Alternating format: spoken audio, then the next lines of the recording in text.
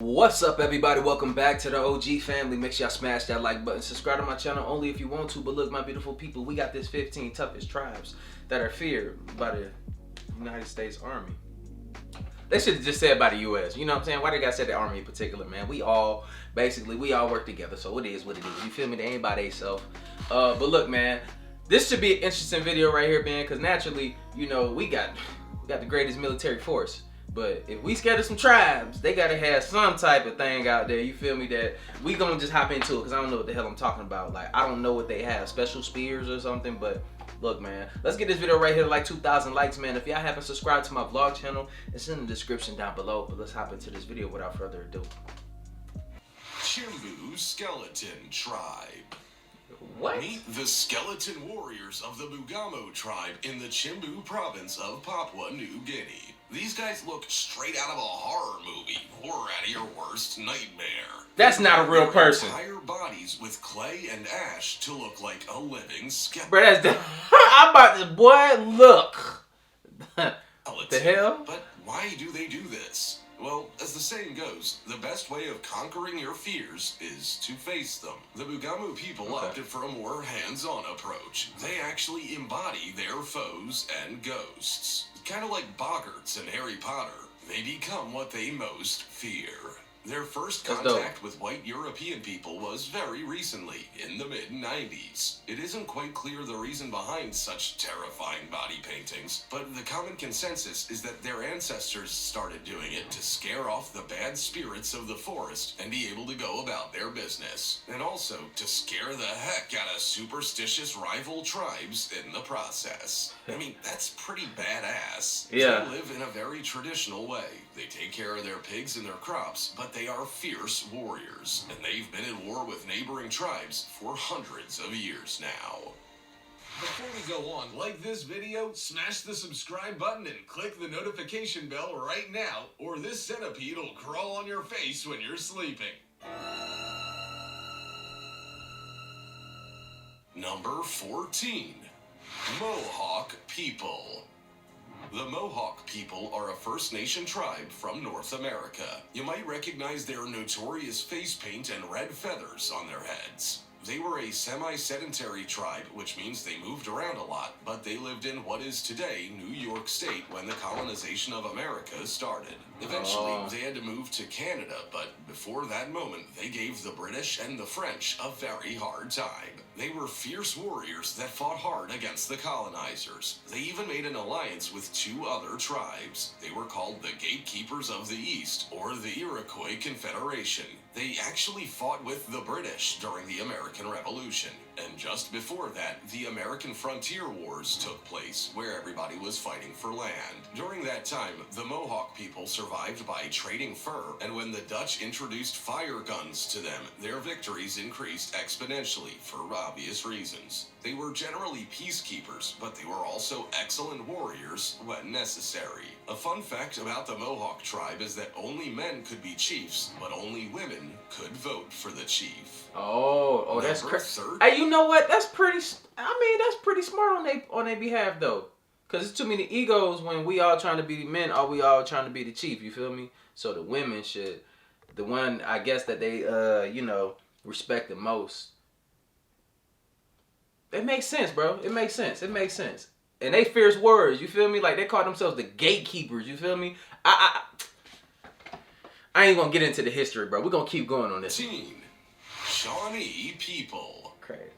The Shawnee people are an Algonquin-speaking Native American tribe that lived in what today is Ohio, Kentucky, and Pennsylvania. Their chiefs were chosen on the basis of merit and skill, such as hunting. They were forced to leave their land by the Iroquois Confederation, and that's when they started having a reputation as wanderers. But don't be fooled. The Shawnee people were fierce and very skilled warriors, and they did give a hard time to the white colonizers when they were trying to steal their land. They even started a resistance movement led by the Shawnee chief called Tecumseh, who went down in the history books as the chief among chiefs because of his outstanding oratory, diplomatic, and military skills. Eventually, Tecumseh's resistance movement became the largest and greatest in the eastern half of North America. He managed to recruit thousands of warriors from many different tribes to stop the American expansion on their land, which today is Ohio and Indiana. He was a feared and great leader, and many men answered his call of war. Needless to say, the American army wasn't very happy about it, as he inspired a lot of loyalty from his men. You gotta think though, man, the only reason why they was able to finesse it like that, you gotta think, bro, them smallpox blankets that they had, and then because they brought diseases, let's be real. And then on top of that, they had those guns, man, and these people still had bow and arrows. Let's keep it 100. Number 12, Asero Mudmen. Meet the other terrifying tribe from Papua New Guinea, the Asero Mudmen. What? They live in the Eastern Highlands, and they're famous for their ghoulish clay masks, which they adorn with pig's tails and shells. Hey, man, I'm running instantly if I'm walking somewhere and I see somebody walk out the woods like that. I'm gone, bro. I'm out, bro. I'm hitting Usain Bolt on their ass. They paint their skin white, and they elongate their fingers with bamboo rods. They use this traditional attire to scare their enemies, and it works. Most tribes in Papua New Guinea are very scared of spirits, and so the Asero people decided to simply appear as them to scare off any other tribe that they had a brawl with. Legend has it, it all started when the Asero were defeated by an enemy tribe and had to flee into the Asero River. They then waited until dusk to escape under the cover of the night's darkness. And when they rose from the muddy riverbanks covered in mud, their enemies thought they were spirits and ran for their life. This victory is still told today, and that is why they dance and dress so creepily. They are imitating the spirits. Number 11. Sentinelese tribe. The Sentinelese people are the only inhabitants of the northern Sentinel Island in the Bay of Bengal in India. The entire island is approximately the size of Manhattan, but what goes on there, nobody really knows. And that's because nobody is allowed in. The area is patrolled by the Indian Navy day and night. But why? Well, because the Sentinelese tribe has always been extremely hostile and violent against anyone who dared visit their island. They have systematically refused contact with the outside world. Damn. Still today, they'll throw rocks and arrows at your boat if you get too close. They've already killed several people in the past that, by mistake, landed on the coasts of their island. And also, since the Andaman and Nicobar Islands Protection of Aboriginal Tribes Act of 1956 and 1959, it is prohibited to travel to the island in fear that the tribespeople will contract any disease to which they have no immunity. So it is no longer possible to visit in order to protect the Sentinelese tribe. But that's even crazy. If you could, would you take the risk of being attacked and potentially killed? Absolutely not. But look, one-on-one, I fade their ass. They throwing arrows and stuff. I ain't got time for all that. But look, I mean, would y'all be one of those people that want to go visit them? Obviously, they don't want your visitation. They don't want you on their damn island. But I would be curious to see how they live and what are they trying to protect. That's so, do they have their own technologies that we don't know about? Do they have their own Wakanda over there? Like, I don't know. That's questions that I would want to find out, but I'm not going to be the one to go. I let other people do that. Number 10. Kurubo tribe. The Kurubo tribe is one of the few left in the world living in near total isolation from the outside world and modern society. They call themselves the Dasala tribe, and they are an indigenous people from the western Amazon Valley in Brazil. There are around 170 members of the tribe today. Their weapon of choice for hunting and for war is the club, and they're also masters at making poison darts. They not masters at cutting their own hair. They ain't got no fade, nothing, boy. They got that straight ass line, boy. They they don't give a damn about nothing. Little's known about their culture, except that from time to time they commit infanticide, which means to kill a child. But the reasons for this are completely unknown. Maybe it could be an ancestral ritual. Both the men and women of the tribe paint themselves in a bright red dye that they make from the ruku plant. They are quite feared in the area because they are very good warriors, and they know the rainforest better than anyone, so they can hide and ambush in a way that you would never see them coming. In numerous occasions, they've shown very violent and aggressive behaviors against nearby communities. Today, the tribe is separated in two groups. There is the main group that remains loyal to their way of living, and a second, smaller group led by a woman called Maya that has frequent contact with people from other tribes and communities. Number 9. Suri Tribe, Ethiopia. The Suri people are a sedentary and pastoral people in the remote region of southwestern Ethiopia, and there are an estimated 7,500 people in their tribe. Damn. They be smacking cheeks over there, boy. 7,000 of them. They got a renowned reputation for subjecting themselves to extremely painful body modifications that are quite particular. They have lots of piercings and, most notoriously, lip plates. For them, these modifications are a sign of beauty, much like high heels or even tattoos for the Occidental civilizations I know that hurt. and European ones. In the Suri tribe, for a woman, the bigger the lip plate is, the larger. That wasn't no woman? That wasn't no man. Wow. Them lip plates, bro, imagine how long it takes for them to, like, get them that big. Like, oh my gosh. Her dowry will be. And these aren't your usual discreet piercings. These plates can be as big as their entire face. They start with a little puncture, and they keep stretching it more and more over time. It's unknown why exactly they started this curious tradition, but the most accepted theory is that they began piercing their lips to discourage slave trade amongst Suri women. Young Suri boys will learn how to stick fight from a very young age, and they perform duels quite often. But they have a science to it that's a lot similar to modern-day boxing in a way. For Suri fighters, physical strength is as important as tactics and studying your opponent. So they'll sit through every fight studying the moves and techniques that other fighters use. Number 8. That's lit, though. I would like, you know what I'm saying? That's lit right there. The stick fighting and stuff, I'm with that. You know what I'm saying? Train your people up. Yes, sir. Yes, sir. You do that. But that lip thing, woo! Huiri Tribe.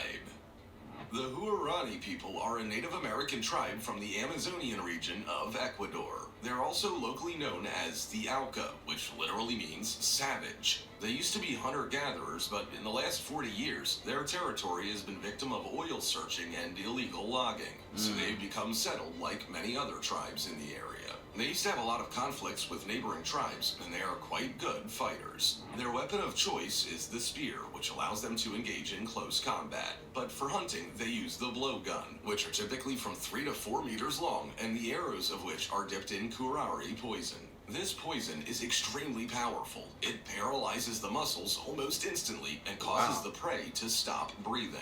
They also happen to use poison to fish. I know it sounds impossible, but they've been doing it for centuries. They use a special liana found in the Amazon, and they smash the rod to unleash the juice that's inside. This juice has a potent chemical that literally takes away all the oxygen in the water, so the fish die and float to the surface. So if you find yourself wandering around the rainforest in Ecuador, whatever you do not cross a Huiri tribes person.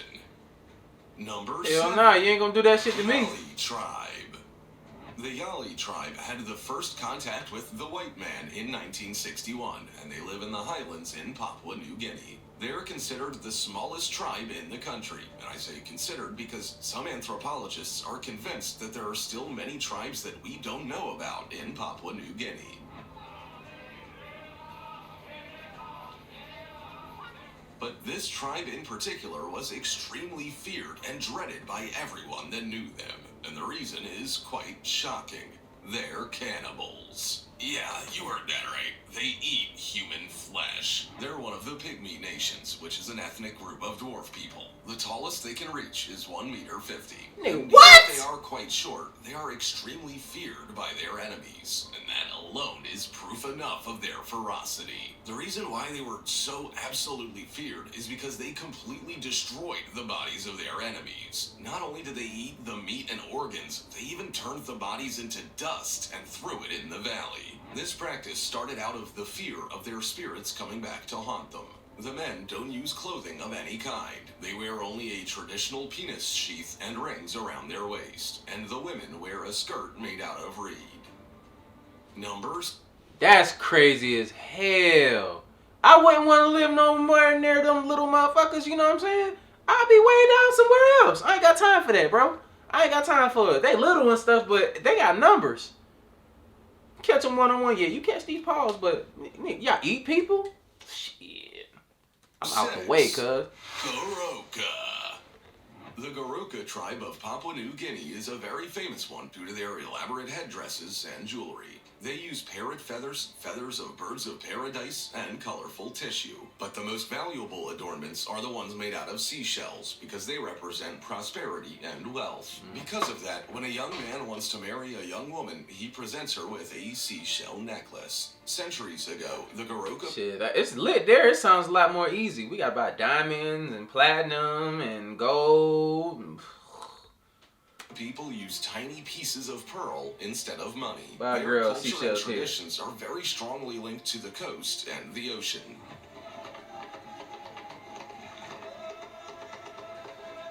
The Garuka people lived in absolute isolation from the outside world for a long time. This wasn't according to their own wishes, but due to persistent tribal wars and harsh natural conditions. They have very strong family ties, where everyone has their own role and responsibility, and the oldest member is considered the head of the family, having the last say in all matters. They are fierce warriors, and they are very much respected and feared throughout the region. Number 5. Kazakh.